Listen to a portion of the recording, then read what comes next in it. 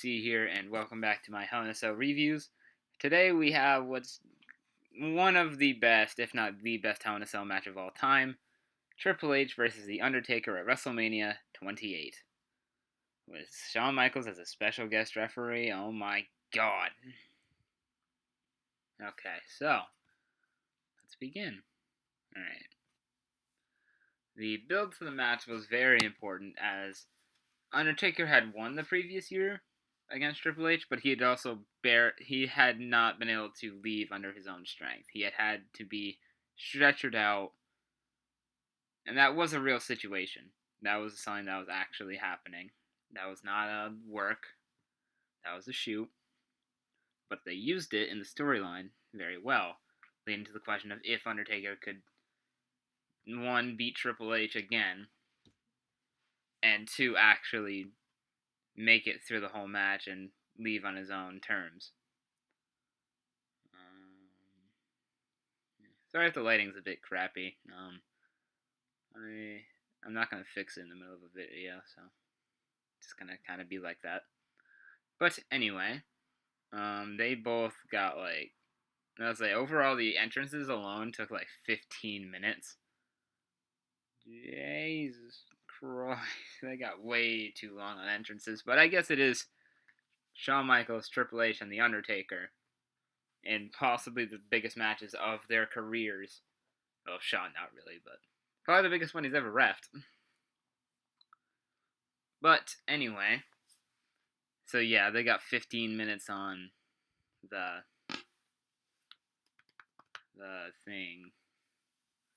entrances. And then once Undertaker was done, he showed off his almost bald head.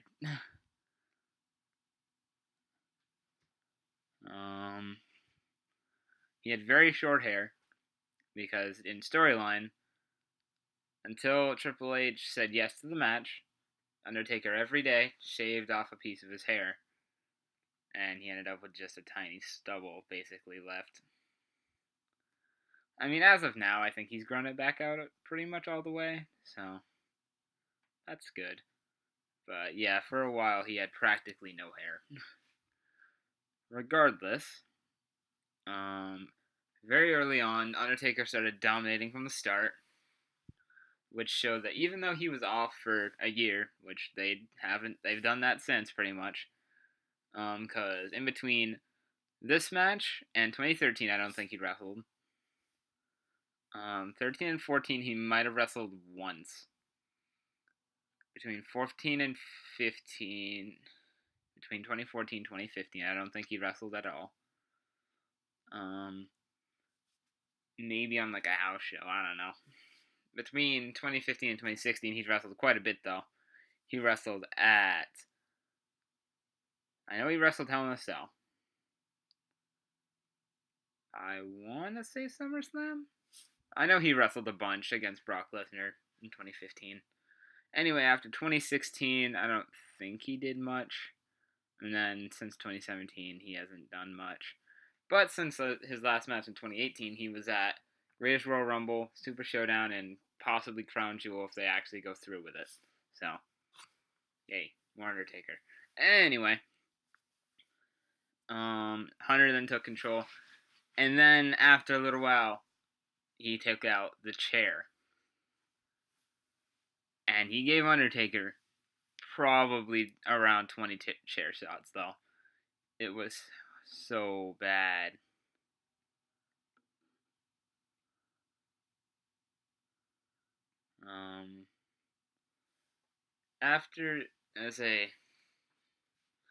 There was a moment where every time, after some chair shots, Hunter told Shawn, "End it, or I will."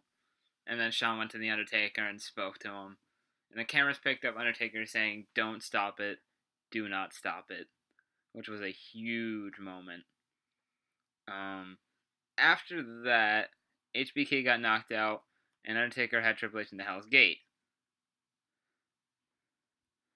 Which could have been the end of the match, but obviously no ref, so Charles Robinson then ran down to kind of pinfall, and when Hunter kicked out at 2, Undertaker gave Robinson a choke slam.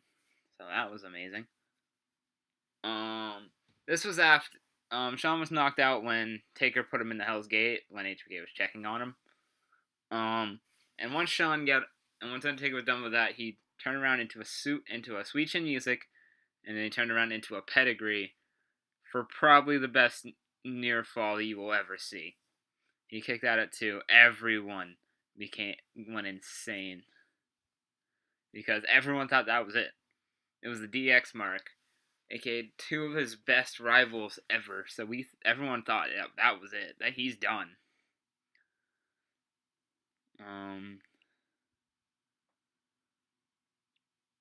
Then Undertaker came back with all of his moves that he does, and they hit a tombstone that only got a 2. And then they both got to their feet, and the crowd did the whole yay, boo, punch thing that they do. And then Hunter hit him with the pedigree for another 2 count. Everyone went insane that he kicked out again. After that, Undertaker got the steel chair and started beating the hell out of Triple H as payback for what happened to him earlier. Then Hunter grabbed the sledgehammer. Undertaker stopped him from using it because Hunter was too hurt. So Undertaker, after that, it was Hunter in the corner, and he gave him the DX crotch chop, and Undertaker decked him with a sledgehammer in the face. It was very similar to how the Undertaker-Michaels match went in 2010, where both men were on their knees. They gave Undertaker one last thing of defiance. Undertaker picked him up and hit the tombstone and ended the match at 30 minutes and 50 seconds. And that was and then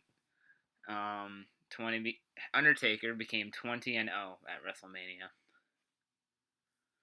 And this is definitely a 10 out of 10. This is a 10 out of 10 match easily. Just because of these perfect near falls, and these 2 dudes in their 40s did this. These guys in their 40s gave one of the best matches of. It's definitely best match of the night and probably the year, but. Jeez. It's just. It's like the perfect thing for any Attitude Era fan because it's everything someone of that age would have wanted. After the match, Michaels and Undertaker helped Hunter up. They left the cell together. They stood on stage and looked back at the crowd, and they embraced each other. And it was one of the most iconic images of the last decade. So it was just one of the best matches ever.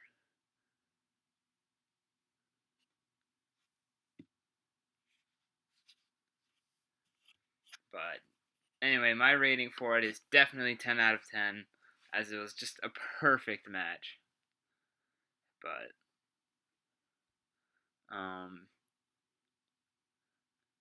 it was definitely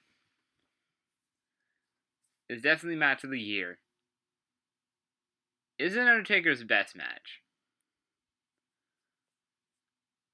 No. Best Hell in a Cell? Probably. But best match of all time for The Undertaker, I think, goes to his match against Shawn in 2009. But in terms of the Hell in a Cell, that is probably the best one ever.